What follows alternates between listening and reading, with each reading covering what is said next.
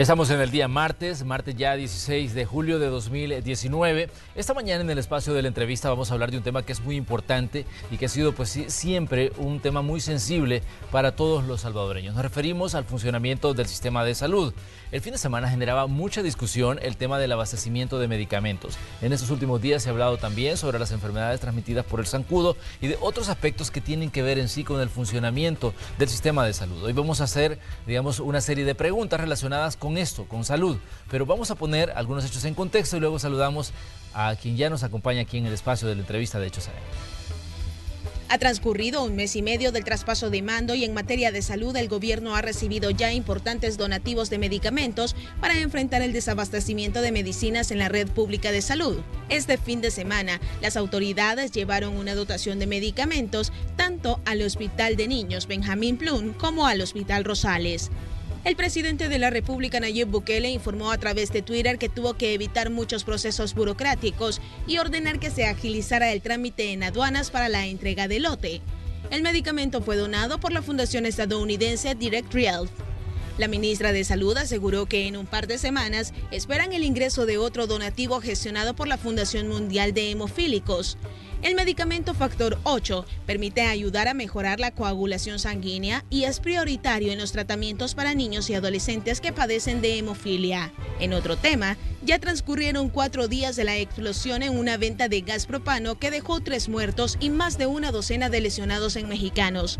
El domingo, una delegación de Fosalud se trasladó hasta la zona afectada por la explosión con el objetivo de llevar atención médica a la población que resultó afectada en la colonia Sacamil de Mexicanos. Hoy, en la entrevista de Hechos AM, conversaremos sobre estos y otros temas con la ministra de Salud, Ana Orellana Bendec. ¡Comenzamos! Así es, este martes le damos los buenos días a la doctora Ana Orellana Bendec, la señora ministra de Salud, que nos acompaña esta mañana en el espacio de la entrevista. Doctora, como siempre, un gusto saludarla y qué bueno que puede hacer tiempo en su agenda para conversar con nosotros aquí en Hechos AM. Buenos días a la teleaudiencia. Yo encantada de estar aquí. Es importante mantener informada a la teleaudiencia, a la población en general y esperamos satisfacer esa información con lo que platiquemos esta mañana. Doctora, ya ha pasado pues una cantidad importante de días desde la primera vez que nos visitó aquí en el espacio de la entrevista. Me gustaría saber cuál es la visión que tiene usted hoy del sistema de salud, cuando pues ya ha entrado de lleno a trabajar y ha entrado de lleno pues a conocer todas las situaciones que se dan en la red hospitalaria, el funcionamiento del sistema y una cantidad de situaciones como las que abordábamos en la nota introductoria. Sí, cómo no. Definitivamente ya tenemos 6 semanas, aproximadamente casi 6 semanas de estar ejerciendo nuestra labor. Nos ha permitido conocer bastante a profundidad lo que está pasando al interior de la cartera de Estado de Salud. Nos falta todavía, ¿verdad? Porque no es solo la Secretaría, sino que es a nivel nacional y estamos en ese proceso. Estamos en el proceso del cambio de jefaturas, que lo estamos haciendo a diferencia de administraciones pasadas de forma más ordenada, ¿verdad? Ordenando también los nombramientos, que es un tema que se puede ampliar en otra ocasión, pero hay que ordenar también cómo están nombradas las personas para que no haya confusiones ni vayamos a ser observados por la Corte de Cuentas, porque son cosas administrativas y legales que uno tiene que tener en cuenta. He insistido en otros espacios que hemos encontrado mucho desorden administrativo, ¿verdad? Mucho desorden administrativo, una desmotivación del personal, ¿verdad? No solo a nivel de lo que es la gerencia, lo que es a nivel central, sino que a nivel nacional.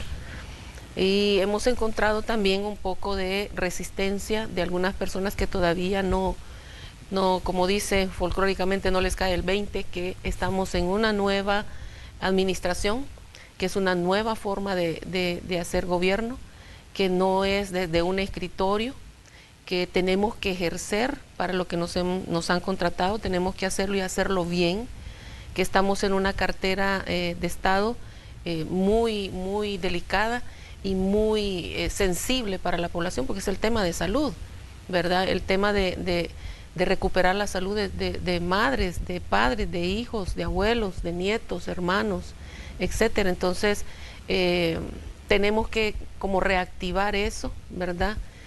Para que podamos dar un servicio de calidad y calidez tal como tiene derecho y se lo merece la población salvadoreña.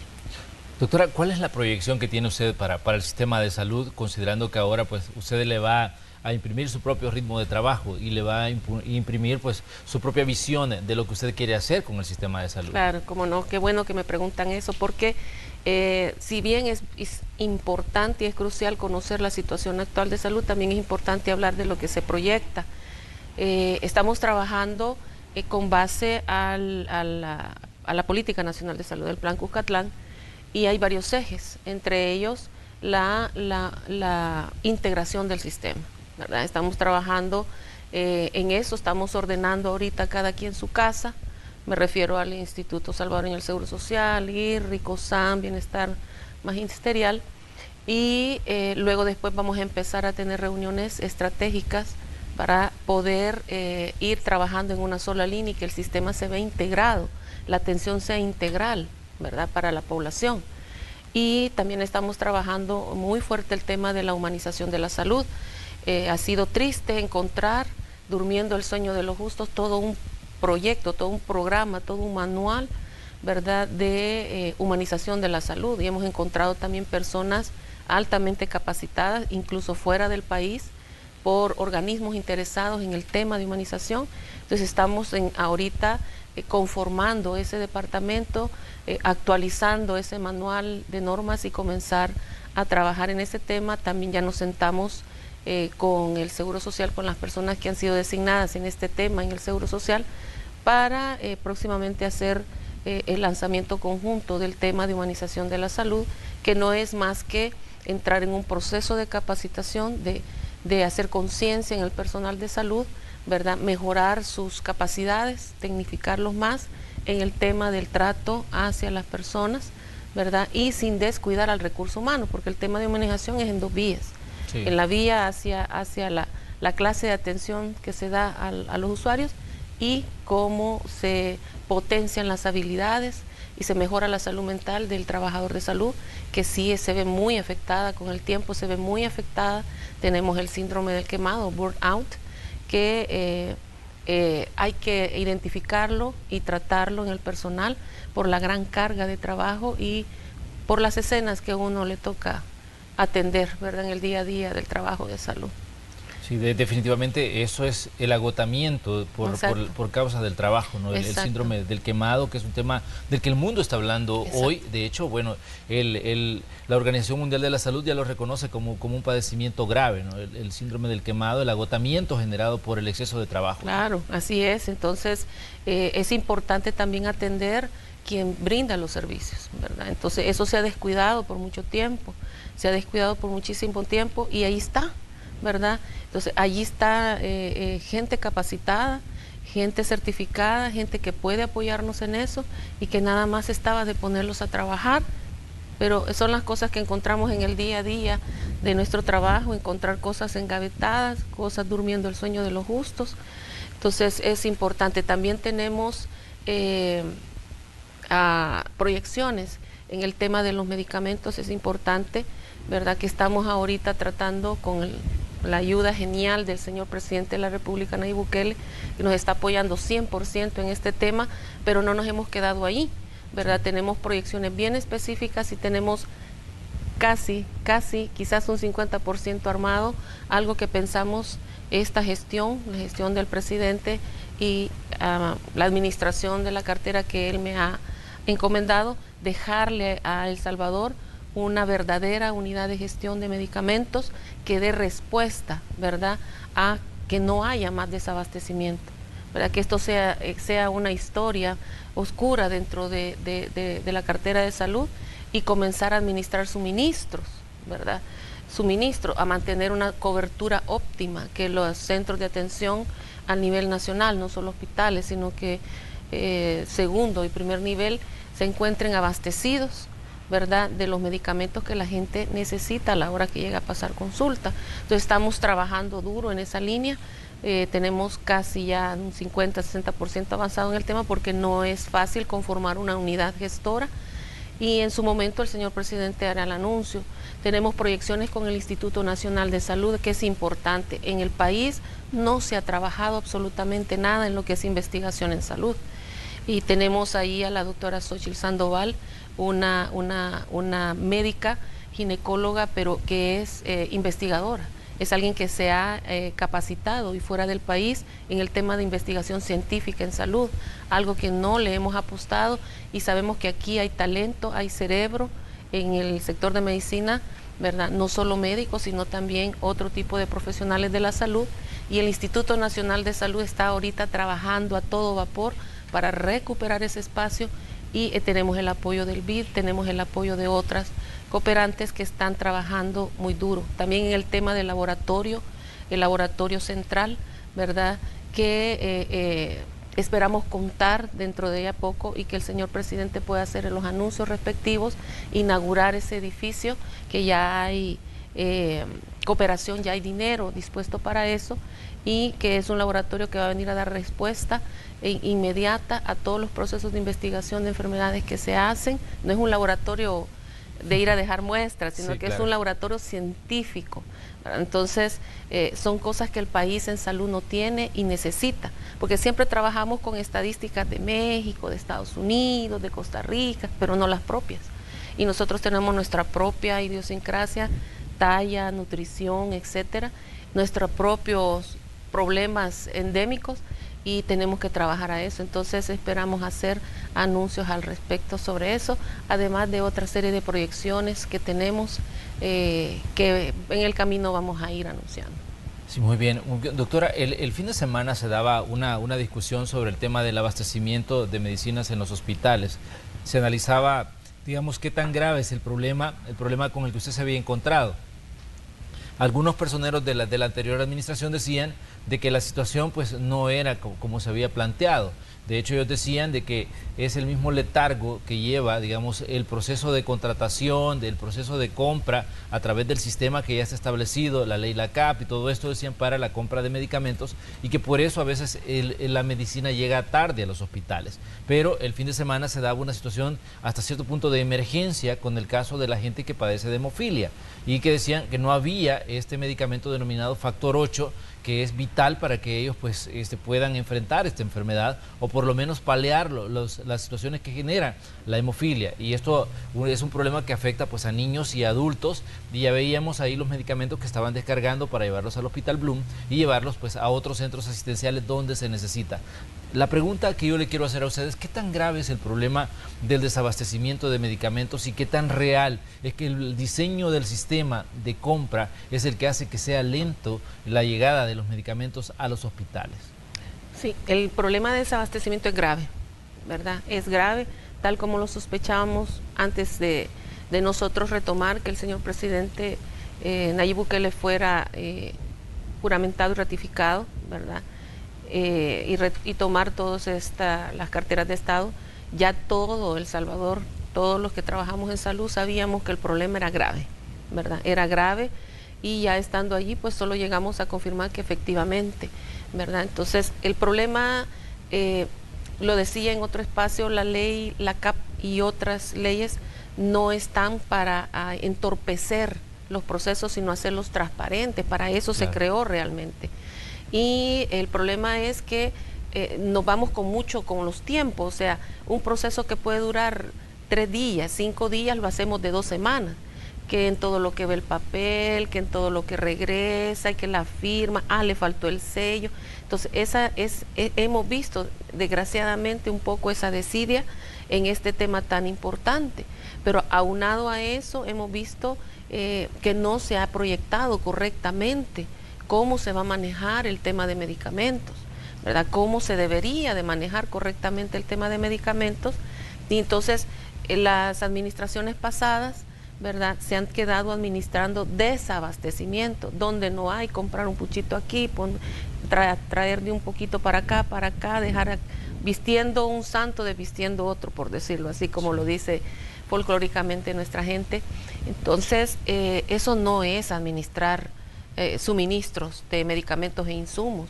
Entonces aquí había que darle vuelta a esto, y en eso estamos trabajando, y por eso le hablaba de la unidad de gestión de medicamentos, que no existe, que nunca ha existido en la institución, ¿verdad?, en la cartera de Estado de Salud, y que hoy sí lo va a hacer. que es precisamente llevar una contabilización y una estadística diaria de qué es lo que está haciendo falta en cada centro de atención, ¿verdad? A través de herramientas digitales que el ministerio cuenta con mucha herramienta digital para llevar un monitoreo de eso, pero ahora con la unidad de gestión que esperamos pronto el señor presidente pueda hacer el anuncio, sí se va a hacer más expedito. Y entonces estar hablando de administrar el suministro de medicamentos e insumos de coberturas óptimas. El desabastecimiento es grave, hay algunos lugares que tienen hasta el 40%. La tremenda gestión que ha hecho el señor presidente de la República, ¿verdad? Y su esposa, la primera dama, Gabriela de Bukele, con el tema de bienestar social, porque salud está dentro de esa proyección, con el tema de medicamentos, ha sido enorme, ¿verdad? Las pláticas y las coordinaciones que él ha tenido para conseguir cantidades enormes de donación y que van a continuar en el transcurso, nos han venido a paliar un poco. Hay que recordar que cuando usted dona en base a lo que tiene, ¿verdad? Entonces, pero gracias a Dios, todo el medicamento e insumos, porque han venido insumos que han sido donados, han sido utilizados y han sido distribuidos y todavía siguen distribuyéndose, porque todavía hay un poquito, ¿verdad? Y ha paliado un poco. Además, tenemos ya la colaboración de muchas entidades, fundaciones e incluso laboratorios que nos han estado apoyando y nos siguen apoyando con medicamentos para poder distribuir a los lugares donde más se necesita. Aunado a eso, ya tenemos lo que pasó, lo que hablábamos sobre el factor 8, que no es en sí un medicamento, es un producto humano, sí, claro, ¿verdad? Que estos niños lastimosamente de forma congénita no lo tienen en su cuerpo y que es parte de una cadena del proceso de coagulación, y entonces lo necesitan para mantener siempre su estado, y que un golpe pequeñito que a usted, a mí, no nos va a afectar, a ellos sí les puede causar hemorragias muy fuertes, lo puedan tener. Pero es lo que decimos, o sea, si no tenemos una visión y una proyección adecuada, descuidamos este tipo de casos, como el tema también de los anticancerosos, ¿verdad? O de pacientes que tienen hipertensión o diabetes, insulina. Si no nos proyectamos correctamente, si no tenemos una visión, si no tenemos gente que le ponga amor a esto y lidere esta situación para tener abastecido mínimamente los centros de atención, entonces esto no camina, y eso es lo que hemos encontrado, pero lo hemos retomado, y el apoyo del presidente Nayib Bukele ha sido tremendo. Si lo pudimos ver el fin de semana, aterrizó el avión con el producto que venía de Direct Relief, que es el donante en Estados Unidos, con el apoyo de FUSAL, aterrizó el avión, entró en aduana, el presidente firmó la franquicia presidencial, se abrió la aduana con el apoyo del presidente de CEPA, se pasó, se hicieron todos los trámites aduanales de forma expedita, pasó al camión y del camión directo a los almacenes. Y cuando llegué al Bloom esa noche, ¿verdad?, constatamos que ya la enfermera que estaba de turno en el servicio y la jefe también ya estaban con su termo especial para sacar de almacén el producto para ir a aplicarlo a los dos niños que teníamos. Eran 2 niños que estaban ingresados en el hospital, ¿verdad? No eran condición grave, pero sí era muy doloroso porque tenían hemorragia en articulaciones y les causa mucho dolor. A propósito de esto, quisiera pedirle a la población, a los padres de familia, que sigan las indicaciones del médico tratante, porque el estilo de vida que estos niños con hemofilia deben de tener no es el mismo que los otros niños. No pueden hacer deporte de la misma forma como lo hace el resto de niños, tienen que cuidarse de caídas, tienen que cuidarse de accidentes, ¿verdad? Tener una dieta y un estilo de vida muy saludable, que es recomendable para todos, pero en estos niños es especial, para evitar llegar a esta situación, ¿verdad?, de que tengan que ingresar con fuertes dolores por problemas hemorrágicos. Doctora, una situación que es muy real es, digamos, la visión que tiene el paciente de lo que está ocurriendo con el sistema de salud. Ya antes vimos a personas diciendo, mire, no hay catéteres para tratar a las personas con problemas renales. Ahora vemos esto que pasó con el factor 8, que ya decía usted, es una situación complicada, sobre todo porque los niños lo necesitaban y si no había existencia en los hospitales, me imagino que eso es carísimo si se compra, digamos, si se compra en determinado momento. Exactamente. Entonces, pero ¿qué le dice usted al paciente, que es el que más resiente en estos casos, digamos, la necesidad? De pronto vemos que hay declaraciones de funcionarios, declaraciones de gente que estuvo administrando en determinado momento el sistema de salud, pero el que seguramente está esperando su declaración es el paciente, el que a diario va y busca atención en los centros hospitalarios, ya sea aquí en la zona central, o allá en Oriente, o allá en Occidente, o en las unidades de salud. El paciente, digamos, sobre lo que usted está haciendo y lo que espera para ellos como pacientes, porque de pronto vemos el sistema de salud, lo vemos como un todo, pero por lo general esto funciona para atender a personas que en determinado momento van y buscan, digamos, aliviar alguna enfermedad. Lastimosamente, pues en El Salvador no tenemos una cultura de consulta previa, sino que vamos cuando ya el dolor nos está, digamos, nos está doblegando y que consideramos que es algo grave lo que padecemos. Y de pronto vamos y chocamos con un sistema que de pronto no nos atiende con la rapidez que todos quisiéramos, o tal vez no nos da la atención que todos quisiéramos porque hay una saturación en hospitales como el Rosales, si es el caso de niños, el hospital Benjamín Blum, o el caso de la atención a mujeres en el hospital, digamos, de la mujer. Pero, ¿qué le dice usted al paciente que es el que en determinado momento ha resentido, el que ha vivido y el que ha experimentado lo que ha estado pasando con el sistema de salud? Sí, es un poco complicado contestarle la pregunta a las personas, ¿verdad? Sobre todo porque estamos apenas a 6 semanas y venimos de una administración y administraciones en plural, ¿verdad? Que han agudizado, cada vez que han llegado nueva administración ha agudizado más el problema y que solo ha venido a hacer lo que ya le decía, administrar desabastecimiento y apagar fuegos en vez de tener una visión más amplia y más clara de cómo mantener suministrado al Sistema Nacional de Salud. Decirle a la población lo que podemos decirle actualmente a 6 semanas de iniciar, que el señor presidente de la República y su esposa, la primera dama, están muy claros de lo que necesita el Sistema Nacional de Salud, sobre todo en el tema de medicamentos, que nosotros también, yo también estoy en la misma sintonía, que estamos tratando de que estas cosas no vuelvan a pasar, pero es un proceso, ¿verdad? Porque hay leyes, hay cosas que no se pueden saltar, ¿verdad? Y que se deben de cumplir, porque si no podemos ser observados, ¿verdad? Por las entidades de Contraloría que hacen hacia las carteras, pero que estamos haciendo todo lo posible con nuevas jefaturas, con nuevos liderazgos, ¿verdad? Con el apoyo incondicional del señor presidente de la República, acelerar estos procesos. Por ejemplo, el tema de medicamentos, de la compra que dejó la administración pasada, había alrededor de 90 parece, códigos que se consideraron desiertos, se declararon desiertos, ¿verdad? Que era necesario que se incluyeran en esos 29 millones. Entonces, pero no se podía porque ya todo el proceso legal estaba. Entonces, se ha logrado, ¿verdad?, que no entren en septiembre estos medicamentos, porque iban a entrar a mediados, finales de agosto, sino que comiencen a entrar en estos próximos días. Y eso ha significado el apoyo del presidente, el apoyo incluso del señor fiscal en acelerarnos la firma de los contratos y que sea de forma expedita, ¿verdad?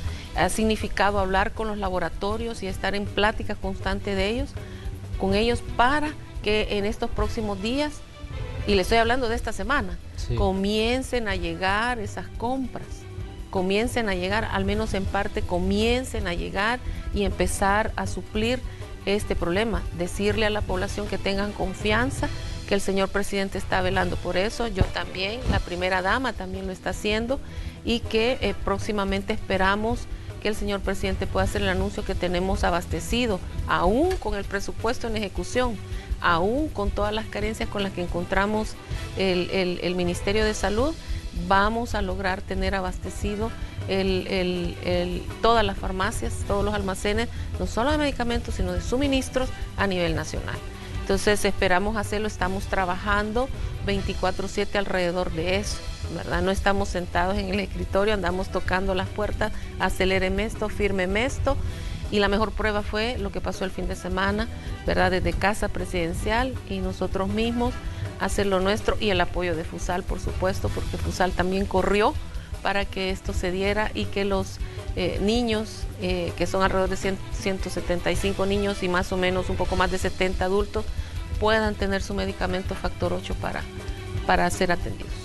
Muy bien, vamos a hacer una pequeña pausa comercial, pero le invitamos a ustedes a que sigan con nosotros. Esta mañana conversamos con la ministra de Salud, la doctora Ana Orellana Bendec, y ya decíamos temas importantes sobre el funcionamiento del sistema de salud. Exactamente, eso que es tan sensible para usted, la atención médica cuando la necesitamos y que muchas veces nos toca buscarla, pues en el sistema público, pues son miles y miles de pacientes los que a diario llegan de diferentes puntos del país buscando esa atención, y de eso precisamente estamos hablando hoy en el espacio de la entrevista de Hechos AM. Regresamos enseguida.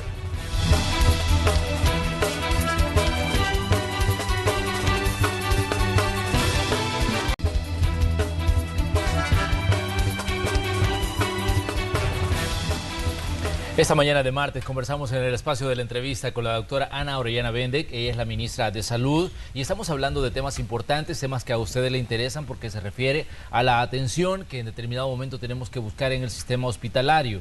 La atención que implica el contar con el medicamento en el momento preciso cuando lo necesitamos, ya sea de forma personal o para alguno de nuestros familiares.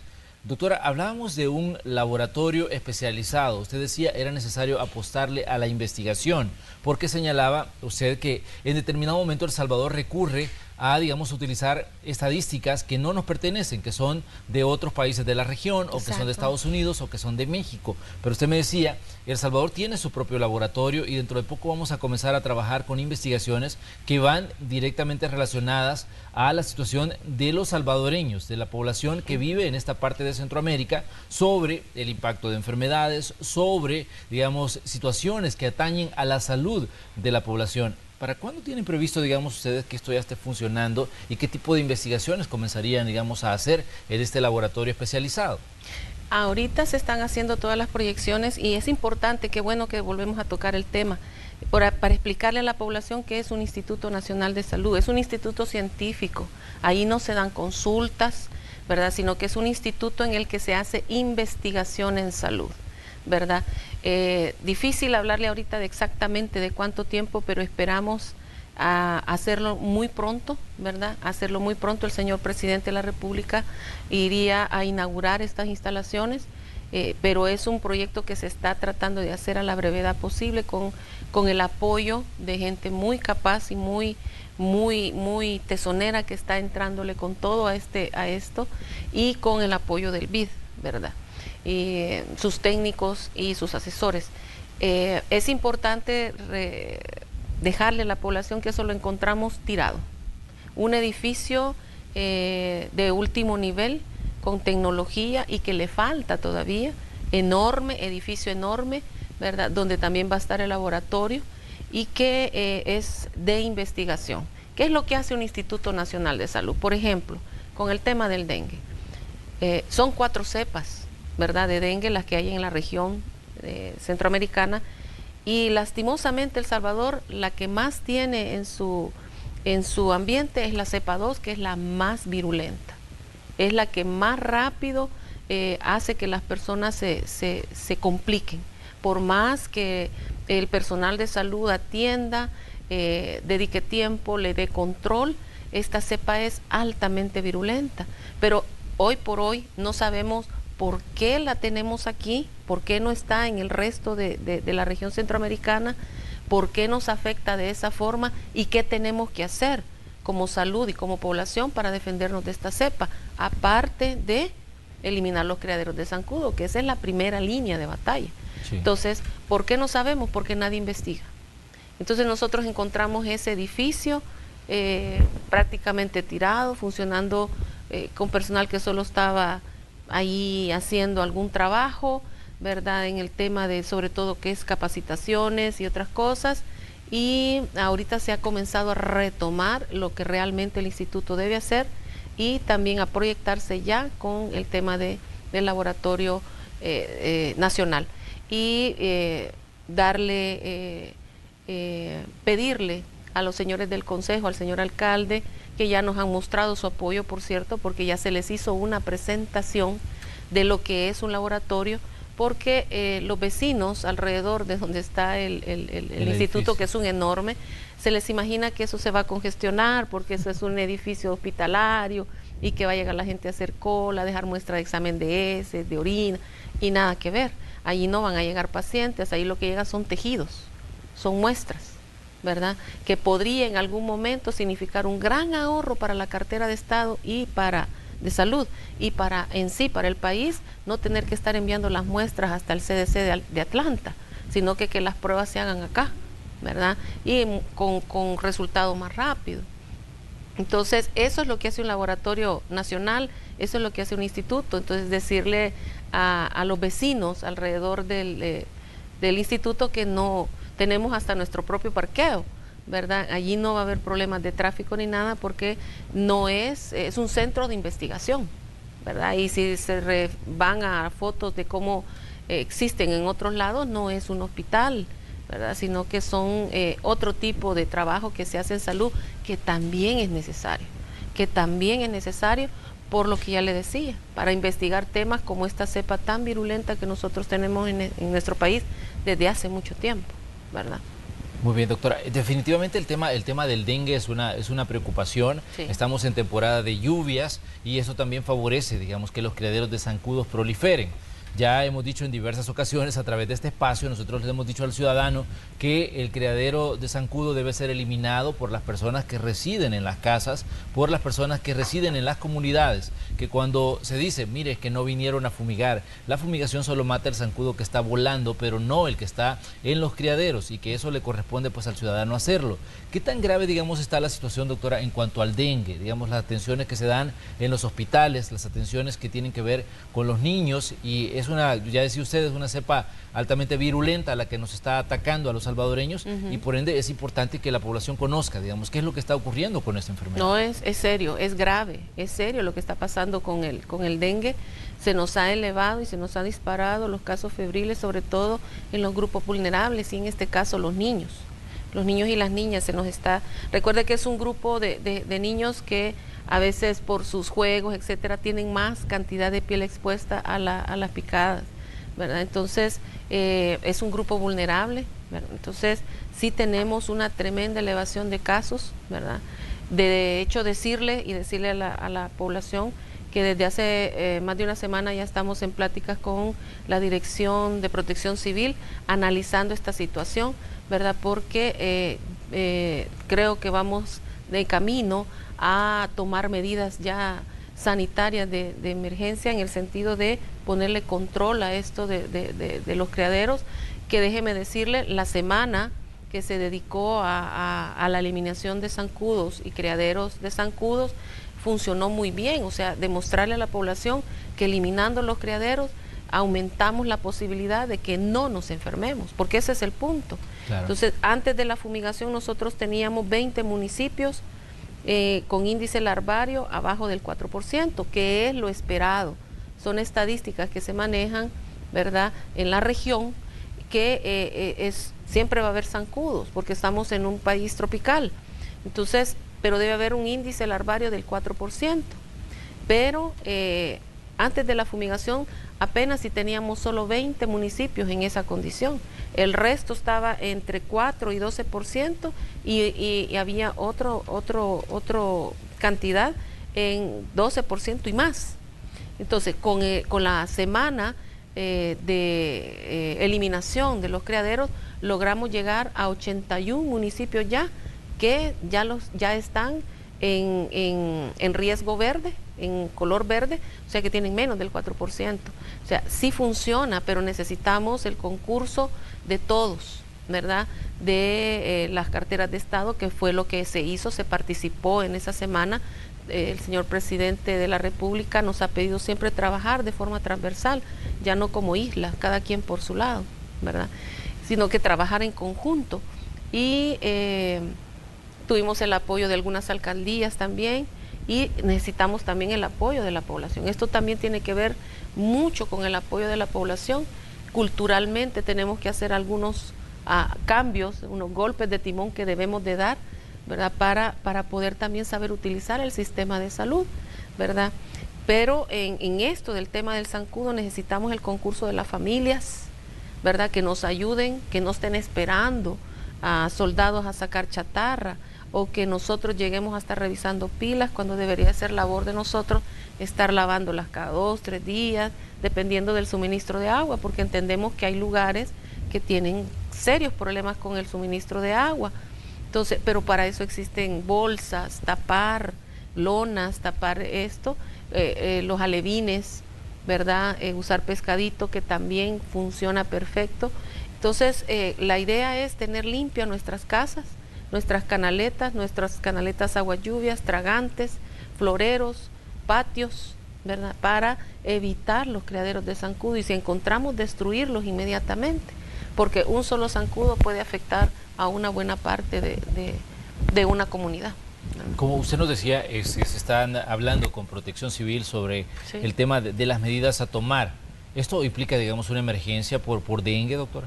Eso es lo que estamos en pláticas con ellos, analizando la situación, porque no se trata también de salir y solo ir a gritar y decir estamos en emergencia, sino que también hay que mostrarlo, hay que demostrarlo, porque recuerde que cuando se hace este tipo de acciones genera un costo y hay una movilización del Estado alrededor de eso.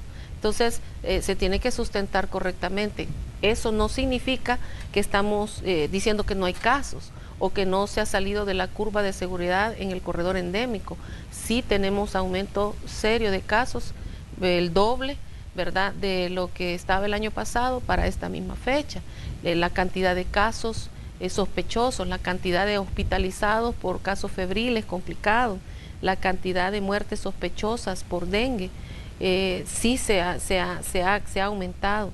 ¿De cuántas muertes hablamos, doctora, que son sospechosas? Ahorita hablamos de 7 muertes, 2 de ellas ya el comité de alto nivel, porque esto entra un comité de auditoría clínica, ya confirmó 2 que sí fueron realmente por dengue, no fue por negligencia médica, no fue por mal manejo, sino que fue por dengue. Es decir, la cepa está comenzando a hacer su trabajo, que es afectar gravemente la salud. Las personas que murieron son 2 niños, ¿verdad? Lo que decíamos, la población vulnerable. Un niño de 9 años en el Hospital Bloom, que venía de Ciudad Arce el 19 de enero del presente año, y un niño de 5 años, la niña de 5 años, que venía de San Julián, Sonsonate, y que falleció el 23 de junio de este año. Entonces son casos que se están confirmando, ¿verdad? Tenemos 5 más en estudio. Nosotros estamos profundamente preocupados, estamos pendientes de esta situación, y a pesar de solo estar ahorita coordinándonos con la Dirección de Protección Civil, se ha girado instrucciones a todas las regiones para que continúen las labores de fumigación, de búsqueda de febriles, de educar a la población. En el tuit institucional está apareciendo siempre el tema del dengue, y le pedimos a la población entonces que consulte a la brevedad cuando tenga síntomas, que no se automedique, ¿verdad? Que no se automedique, que esto es de vigilancia, ¿verdad?, de monitoreo de exámenes que se le hacen a las personas con cuadros sospechosos, y que acudan al centro de atención lo más pronto posible, y sobre todo en el tema de la eliminación de los criaderos. Nosotros estamos haciendo nuestra parte y vamos a seguir haciendo, y lo vamos a profundizar, pero también las familias nos tienen que colaborar, ¿verdad? Y en su momento pues se van a dar otras indicaciones dependiendo de las coordinaciones que hagamos con Protección Civil.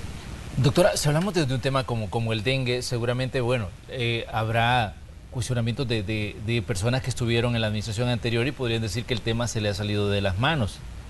En el caso a usted que está manejando la cartera de salud, porque sabemos que estos temas son muy sensibles y creo que el mayor impacto pues lo tenemos en la ciudadanía. ¿Qué decir sobre el manejo que se hizo de la enfermedad y, digamos, qué se ha cambiado de lo que se manejó en la administración anterior con lo que se está manejando, por lo menos en cuanto al dengue? Lo que se está trabajando ahorita es que no se detengan las acciones de prevención. Es decir, los equipos a nivel nacional en las 5 regiones están trabajando en eso. O sea, hay una dirección desde el despacho para continuar el trabajo, ¿verdad? Independientemente la condición de las curvas, el corredor endémico, se siga trabajando por el tema de la cepa, ¿verdad? Es una fecha, es una época del año en el que aumentan los casos por la proliferación de los criaderos, porque es de época de lluvia. Claro. Y una gota de agua es suficiente para que ahí haya un criadero de zancudo. Entonces, si tenemos que tener el extremo cuidado en eso, y por eso la educación de la población es importante, la colaboración con las autoridades sanitarias es importante, las consultas tempranas, ¿verdad? Sí se están haciendo todos los esfuerzos, esto no se ha salido de control todavía. Desde el principio, desde que llegamos la primera semana, fue lo primero que preguntamos: ¿cómo está la condición epidemiológica? Y ustedes lo pueden ver claramente si le dan seguimiento al tuit de la División de Vigilancia Sanitaria. Desde el principio se dijo: hay que informar a la población. Pero una población informada es capaz más de defenderse y de entender lo que está pasando. Entonces, todos los días se está informando el tema de cómo está la situación de dengue, cómo ha venido evolucionando el tema de fiebre tifoidea, de parotiditis y de otras patologías que causan problemas a la salud seriamente a la población. Entonces, no nos hemos quedado quietos, no hemos ocultado información, no hemos dicho: no se hable de esto, por favor, no diga esto, sino que al contrario, hemos sido abiertos, ¿verdad?, a mostrar realmente cómo está la situación. No nos hemos quedado quietos y hemos estado ahorita ya, como le digo, desde hace un poco más de una semana con Protección Civil analizando esto para ver si las condiciones existen de poder hacer unas medidas más drásticas en el tema de el combate hacia el zancudo, porque aquí el combate es hacia el zancudo, que al final es el que transmite esa cepa 2, que es la que nos está afectando seriamente a nuestros grupos vulnerables.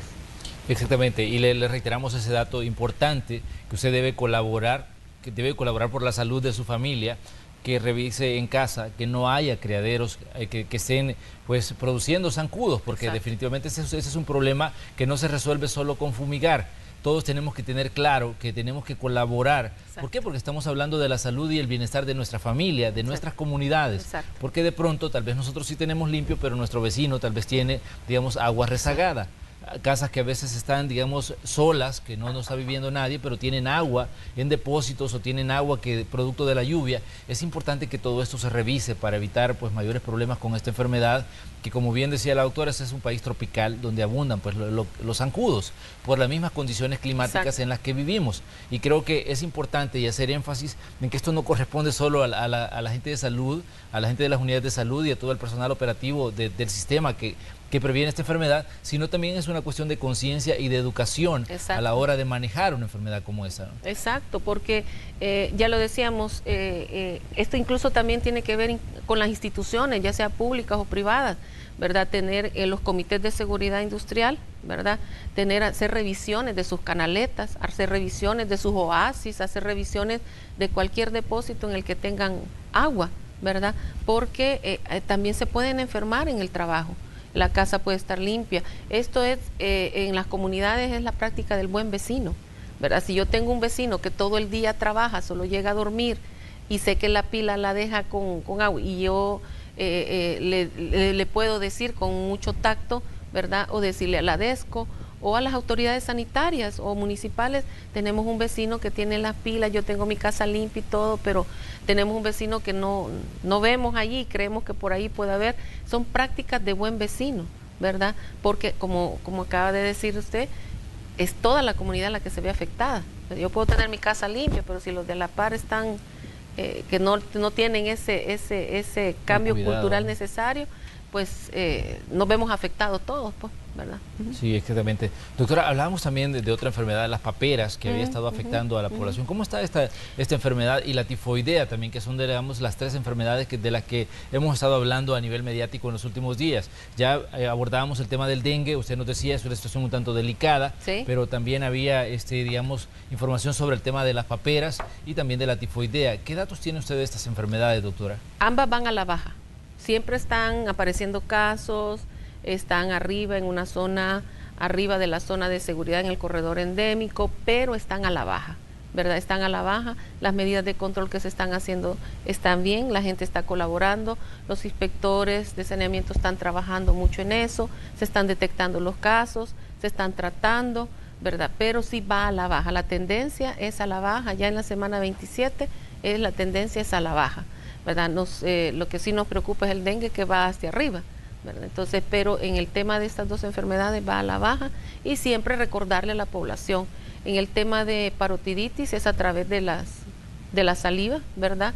De las gotitas de saliva, y si tienen síntomas tendrían que usar su mascarilla y mantenerse un poco aislados para no contaminar a los demás. Y en el tema de fiebre tifoidea, la higiene de los alimentos y del agua que se consume, eso es importantísimo, ¿verdad? No consumir alimentos que no tenemos muy buena idea de su procedencia o cómo fueron manipulados, ¿verdad? Y a los manipuladores de alimentos decirles pues que es un producto que le están vendiendo a una persona sana, y que no es correcto que porque no lo manipule bien y con ganas de vender y que no se pierda el producto, así lo vendo, que es culturalmente lo que a veces sucede, ¿verdad? Entonces, ¿por qué? Porque termino enfermando a una señora embarazada, a un niño, a una niña. Entonces, ¿qué tenemos que tener cuidado? Sobre todo con los alimentos que no van cocidos, como los curtidos, los refrescos, como el tamarindo, etcétera, que se manipula mucho. Entonces hay que tener mucho cuidado, hay que tener un poco de conciencia en ese sentido y cambiar esos hábitos, ¿verdad? Culturales a veces, de que por el ánimo de verdad y no se me pierde el producto, no importa si se van a enfermar las personas. Tapar los alimentos también, tener tapados los alimentos. Y en el Ministerio de Salud tenemos el producto que se llama Puriagua, que se le facilita a todas las personas sin costo.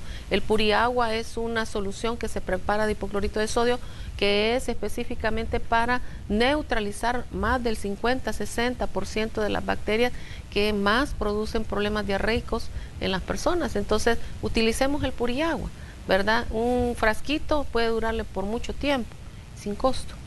Eso es importante, porque también quizás es algo cultural, tenemos que cuidar lo que comemos, tenemos que lavarnos las manos después de ir al baño. Sobre todo hoy que vienen las vacaciones, exactamente, porque fiestas de julio y fiestas de agosto. Sí, y que prácticamente están unidos los dos periodos vacacionales. Sí, exacto. Sí, entonces creo que es importante hacerle énfasis a los ciudadanos sobre este tema del lavado de manos, que ayuda a prevenir muchísimas enfermedades y muchísimos problemas de salud.